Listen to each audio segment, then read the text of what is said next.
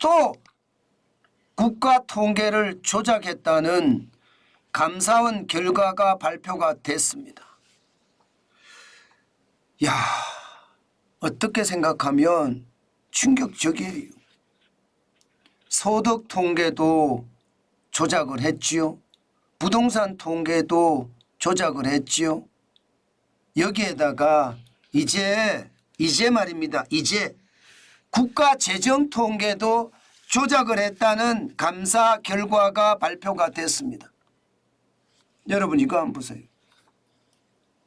2060년도 대한민국의 국가 부채 비율이 처음에 조사할 때 뭐 실무자들이 할 거 아니에요. 153%가 나왔다는 겁니다. 이거 너무 높잖아요. 너무 높잖아요. 2020년부터 보면 이게 부채 비율이 세 자리가 넘어가면서 2060년에는 진짜 많이 높아지는 거예요. 이렇게 되니까 대통령이 한마디 하니까 홍남기 경제부총리가 두 자릿수로 조작을 했어요. 이게 감사원의 결과입니다. 153%가 말입니다. 81.1%로 떨어졌습니다. 여러분 이거 말입니다. 저는 어마어마한 국가를 배신한 행위라고 생각합니다. 반역을 했다고 생각을 해요. 통계 중에 말입니다. 절대로 손대지 말아야 될 통계들이 국가 통계예요. 기업에서도 통계에 손을 대잖아요. 그러면 여러분 잘려나갑니다. 내지는 분식회계로 쇠고랑이 차고요. 이게 일반적이에요. 심지어 말입니다. 미국 같은 경우는 회계 부정으로 앨론이라는 대기업이 그냥 폭삭 망했어요. 회계 부정이라는 게 그렇게 무섭습니다. 그런데 국가 재정 통계를 이렇게까지 조작을 했다? 이것은요. 제가 계속해서 말씀을 드리지만 국가 반역죄로 다뤄야 돼요. 예, 그렇게 아주 강력하게 다시는 그런 일이 일어나지 않게끔 만들어야 됩니다. 윤석열 대통령은 도대체 뭐 하나요? 이런 통계 조작이 발표가 되면 또 흐지부지 넘어갑니다. 여러분도 알다시피 부동산 통계 뭐 흐지부지 넘어갔잖아요. 소득 통계 흐지부지 넘어갔잖아요. 지금 국가 재정 통계까지 또 흐지부지 넘어갈 모양새인가요? 또 감사원의 발표만 있고 결국은 말입니다. 예, 넘어갈 건가요? 저는 그래서 안 된다고 생각을 합니다. 경제에서 굉장히 중요한 게 통계들이에요. 부동산 통계, 고용 통계, 소득 통계, 그중에서도 국가 재정 통계는 그 어느 것보다 중요합니다. 이렇게 중요한 통계를 조작을 했다? 당연히 국가 반역죄로 윤석열 대통령이 다뤄야 됩니다. 이렇게 안 다루니까 윤석열 대통령의 지지율이 왕창 떨어지죠. 20%대로 떨어졌잖아요. 그 정도로 말입니다. 국민은요. 윤석열 대통령 입에서 이야기하는 공정, 윤석열 대통령이 늘 말하는 법치 세우기를 바라는 거예요. 비정상이 정상처럼 이렇게 굴러가는 것을 바라지 않는 겁니다. 제대로 좀 조사를 해야지요. 왜 조사를 안 하죠? 왜 법치를 세우지 않나요? 지금 2년이 지났는데 무슨 법치를 세웠죠? 답답한 거죠. 실제 국가 재정 통계 조작 감사원 결과 내용입니다. 2020년 7월 8일부터 시작이 됐습니다. 홍남기 경제부총리가 2060년에 국가 채무가 100% 넘는다고 보고를 하니까 당시 문재인 대통령이 논란 커지지 않게 관리해라 이렇게 이야기했답니다. 논란 커지지 않게 관리해라. 참 웃기는 이야기기는 하죠. 그랬더니 7월 14일에서 7월 20일 논란 커지지 않게 관리하는 방법을 제시를 합니다. 그러면서 홍남기 경제부총리는요. 국가 부채 비율을 두 자릿수로 만들라고 지시합니다. 그러니 실무진에서는 9개 시나리오를 작성을 했는데 그 시나리오 중에 하나를 홍남기 경제부총리가 7월 21일에 예, 문재인 대통령에게 두 자릿수 만들어 보겠다고 보고합니다. 이게 여러분 국가를 무너뜨릴 모의라고 저는 생각해요. 이거예요. 나라 통계를 말입니다. 예, 대통령하고 경제부총리가 짬짬이 했잖아요. 짬짬이. 이게 반역 아니에요? 제가 봐서는 나라 통계를 이렇게 하면 이것은요. 저는 나라의 곳간을 다 털어먹겠다는 이야기인데 이거 크게 봐야 되는 것 아닌가요? 저는 진짜 심각하다고 생각합니다. 그러면서 8월 19일에 홍남기 경제부총리는요. 81.1%의 시나리오를 승인을 합니다. 말도 안 되잖아요. 말도 안 돼요. 어떻게 말입니다. 시나리오가 일반적으로 나왔을 때 153%가 나왔던 것을 81.1%로 줄였을까요? 이 내용을 문재인 대통령한테 보고도 하고요. 그리고 9월 9일에는요. 국민들에게까지 발표합니다. 2060년에 국가 채무 비율이 64.5%에서 81.1%가 된다는 장기 전망을 발표합니다. 이때 말입니다. IMF에서 뭐라고 했냐면 하면요. 이거 조정해서 이렇게 줄어드는 거다. 이렇게 안 줄어들 거다. 100% 200% 올라갈 거다. 이렇게 IMF에서도 이야기를 했습니다. 저는 이건요. 제대로 다뤄야 됩니다. 제발 대한민국이 바로 갈 수 있게끔 공정을 세워주세요. 법치를 실현시켜 주세요. 왜 이렇게 말입니다.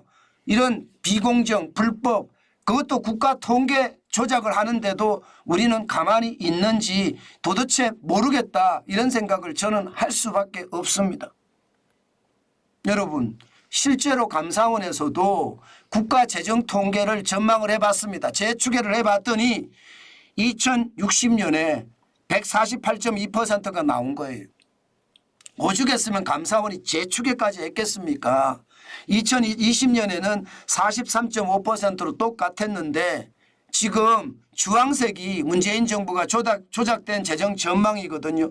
조작을 해서 2060년에 81.1%, 2050년엔 96.5% 틀립니다. 틀려요. 완전히 틀립니다. 감사원이 재추계를 해보니 50년에는 118.9%잖아요. 2060년에는 148.2%잖아요. 이거 나라 망하라고 한 것과 뭐가 다릅니까 이게?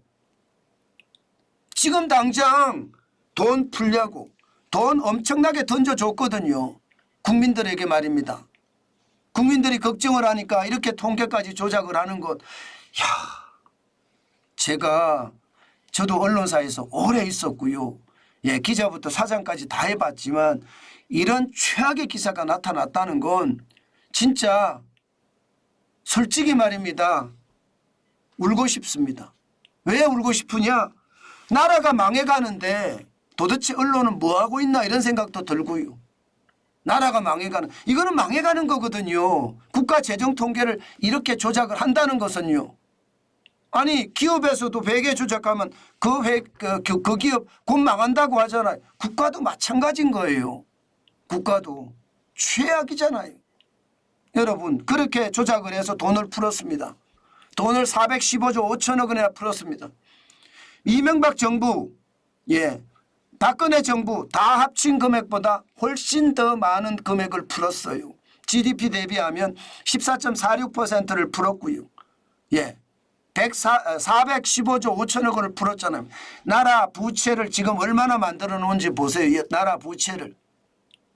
실제 2017년에 나라 부채는 660조 2천억 원 36%였습니다. 그런데 2022년에 49.6% 1067조 7천억까지 올라갔습니다.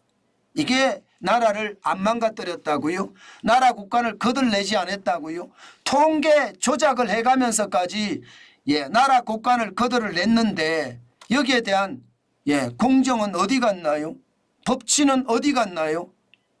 저는 이게 여러분 너무 가볍게 다루어지고 있다는 거 저는 굉장히 충격이라고 생각합니다.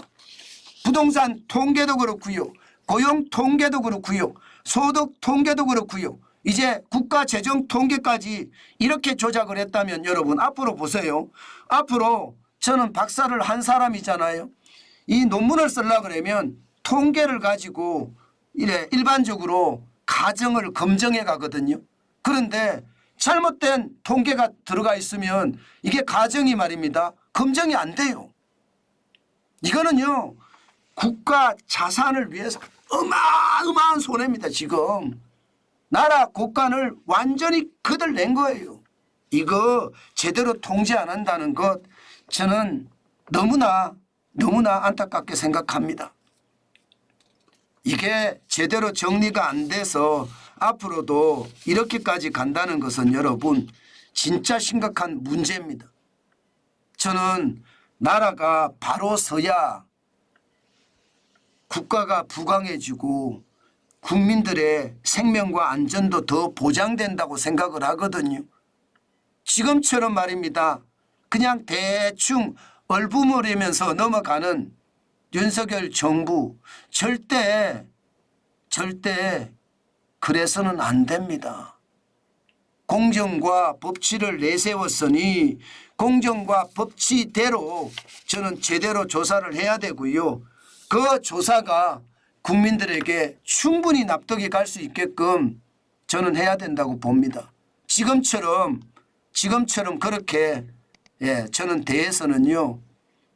비정상이 절대 정상으로 돌아오지 않을 겁니다. 계속 비정상이 마치 정상인 것처럼 흘러다닐 거예요. 제발 여러분 정상을 찾아주기를 바라봅니다. 윤석열 대통령님 제발 공정과 법치가 바로 서는 대한민국을 만들어 주세요. 자유민주주의와 시장경제가 근간을 이루는 대한민국을 제발 만들어 주세요. 제가 새벽부터 이렇게 목이 아프도록 외칩니다. 그래야만 대한민국이 좀 더 나은 대한민국이 되지 않을까 싶어서 그렇습니다. 오늘은 제가 그만큼 말입니다. 나라의 상황이 점점 어려워지고 있다는 것 또 한 번 말씀드리고 있다는 이야기입니다. 언젠가는 저는 돌아올 거라고 믿어요. 대한민국 사람들은 위대하니까 당연히 돌아올 거라고 믿습니다. 그렇지만 지금 같은 일이 계속 반복이 되잖아요. 결국은요. 최악의 상황도 저는 발생할 수 있다고 봅니다. 이게 권력만 쫓아가는 그런 나부랭이들이 많잖아요. 그런 쓰레기들이 워낙 많으니까 이런 문제들이 계속 생기는 거거든요. 제발 국민이 정신을 차리고 현실을 똑바로 직시를 해서 우리가 객관적이고 합리적인 생각 그렇게 해야 되지 않을까. 오늘도 여러분 다시 한번 생각을 해봅니다. 여러분들도 강한 생각을 가지고 자유민주주의와 시장경제 꼭 지켜갔으면 좋겠습니다.